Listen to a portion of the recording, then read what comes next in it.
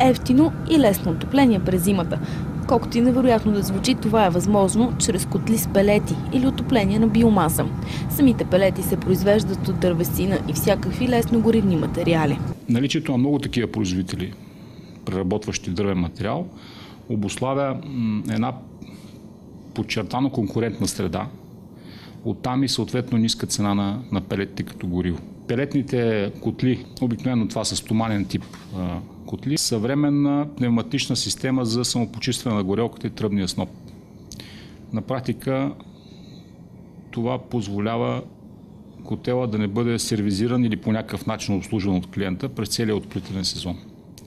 Няма нужда да бъде нищо правилно по него, освен да се му слага гориво. Отоплението на биомаса излиза 2 пъти по-евтино от това на природен газ, чиято цена постоянно върви нагоре и е далеч по-лесно от това на дървени въглища, които трябва да сменяте всеки ден. Николай Милованов е монтирал котел на пелети преди миналия отоплителен сезон. Това е съоръжение, което го пълниш веднъж на седмица и изкарваш 2 шепи пепел пак веднъж на седмица. Колко тона пелети сте използвали за отоплителния сезон, грубо?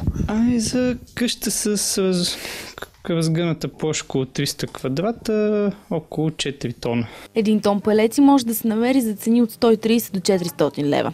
Единственото по-скъпо е купуването на самия котел.